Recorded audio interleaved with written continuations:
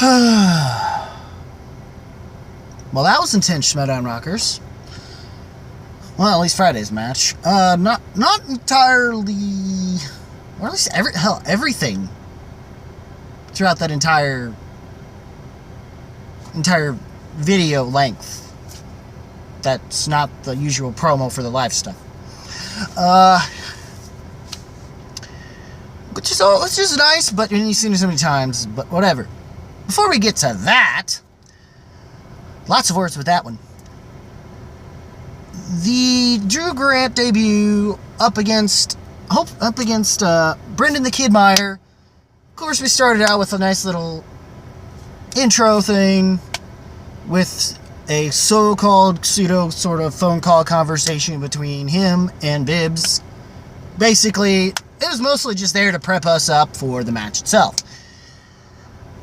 And it was fine. It was fine, it worked, and the whole Dave Matthews little... Had a Dave Matthews Band, reference that I dug. Just going to a concert in general is fun. So, yeah, even if you don't get an album. But you probably will get an album after you're done, at least within the first concert. For sure. Though I don't know about them nowadays after the Me Too movement got to their violinist / fiddler, but I think I've already said enough in my review of their latest from last year, I believe. Yeah, I may have to do a old school review at some point with them just to kind of get that taste out of my mouth, but. Anyways, to the match itself, I mean, when it came to that third round question, Meyer could have had this in the bag. It would have made his record a little bit nicer at this point. And although I think the theme we're not so much talking about, and we were kind of expecting Brenden the Kid Meyer to kind of pull the win because we had no idea about Video Drew, though her personality or her quirk is interesting. So even as well as her comments, and she's definitely very Video Drew Grant. She's got a certain particular type of. They're clearly like Twilight Zoning. They're kind of giving her a Stepford Wives kind of thing, I guess, or giving her this sort of robotic vibe to her, very dry delivery. But it somehow works in a very dark, twisted sort of sense of humor about itself. And she's kind of doing the same thing that's been happening in terms of the way she is in the matches. She's answering her questions in third person and even talking in third person throughout most of all of this matchup. I don't know if she's actually like this in this IRL, in real life, in case some people don't know that, because who knows at this point with that. And I'm more looking forward to the possibility of her team partner, though I know who would be the most likely to be her partner. Though I cannot, if they can get the one dude to be their manager, also the one dude that, what's his face, that I'm also forgetting his name, if he comes to by as their manager, that'd be even more interesting as well.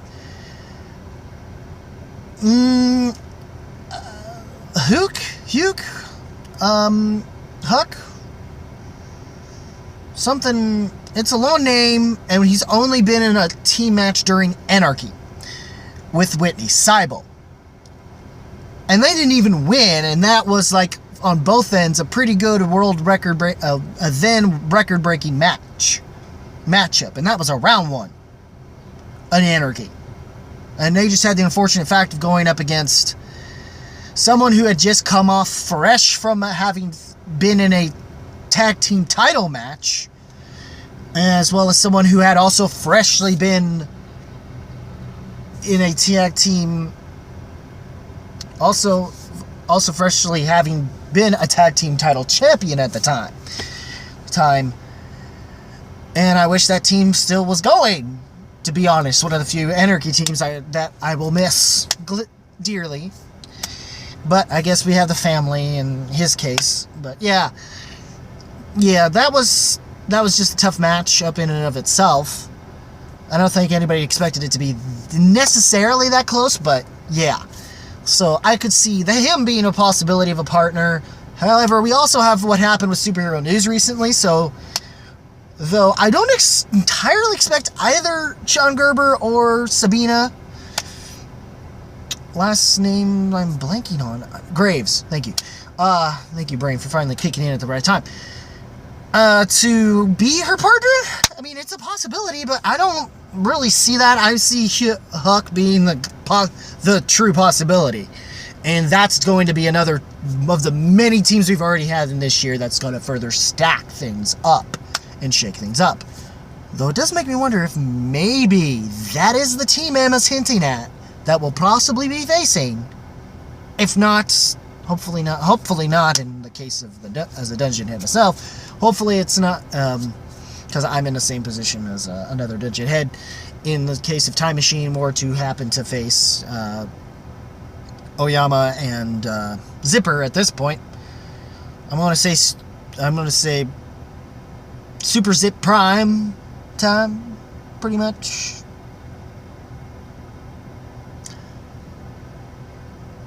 Or basically our Burger Boys.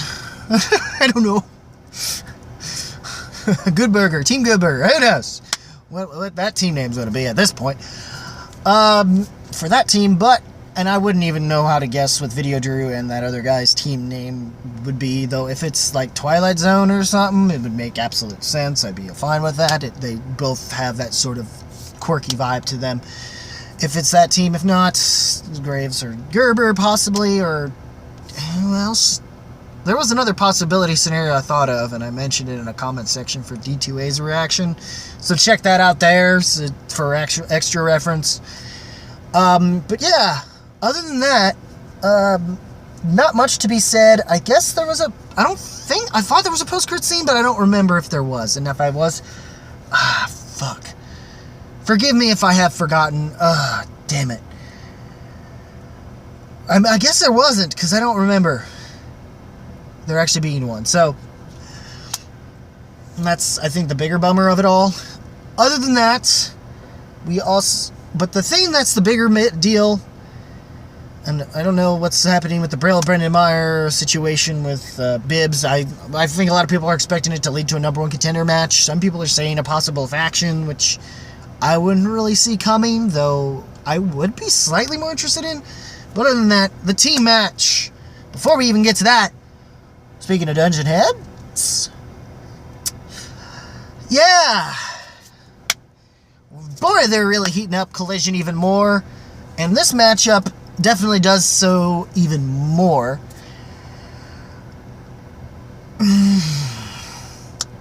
And in terms of the match we got was intense.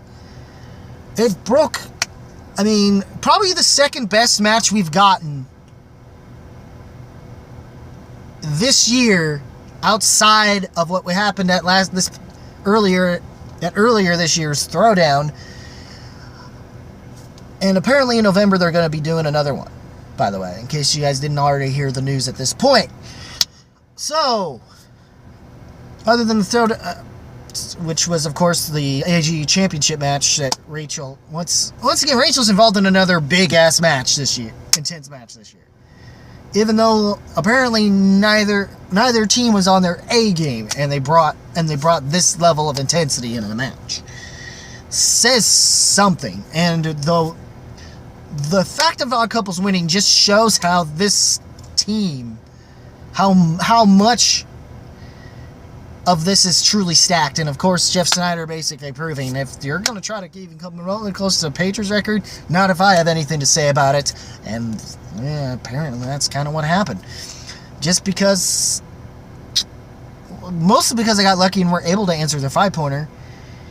And apparently, and Draco, if he didn't screw up his first, they could have probably had 7 points had they not at least screwed up on that 2-pointer. Well, then again, I think they got their 3-pointer, but I can't even remember that for some reason. All I remember is they did get that 5-pointer, and they screwed up on that mess up on the 2-pointer there. Even though that mess up was nowhere near Meyer's bad. As the Taika Waititi or whatever Meyer had his chance to really kind of, technically he could have just answered that 2-pointer and been done and ended it there with that match she had with Grant, but since she clearly wasn't able to get that 5-pointer. But yeah, I'm actually kind of interested. I'm not entirely sure I like it, but it took me a few reaction reviews to kind of, and a slight change in perspective to really appreciate it, and more so seeing the possibility of who she's partnering with, which my first guess would probably be the more likely of them all, as I have said before. Anyways, the team match, just how neck and neck that was. The opening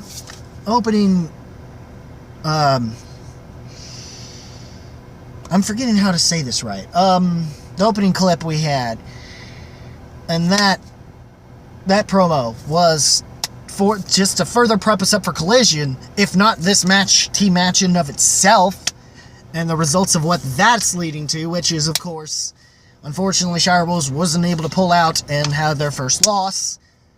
But because of their 2 defenses, they get an automatic rematch at the Collision themselves. And then we have, of course, like I said, with the prep up with the number 1 contender match for IG between Smets and Kalinowski. And apparently the corruption and my fellow Dungeon Head pages, my somewhat fellow, I'm a little leery here and there with Kalinowski himself. But I really am hoping and banking on Smets. You know me, I started the damn page. You know damn well I'm going to back up my boy Smets. And I will back him, and I will continue to back him up to the end. I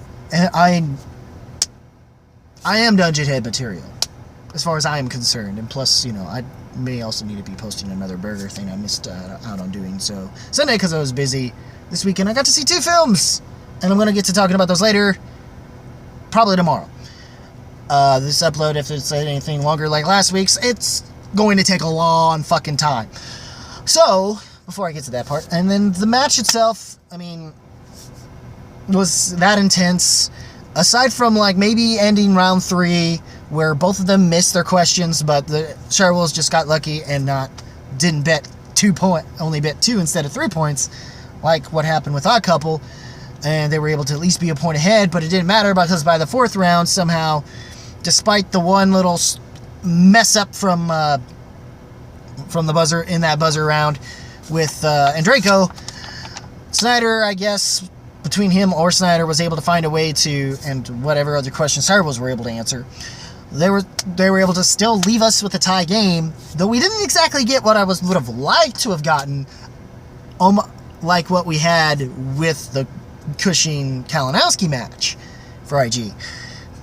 But we got close enough, and it just, and neither team was on enough of their A game, and Rachel wasn't, but she clearly was the more favored member of that team between her and Snyder.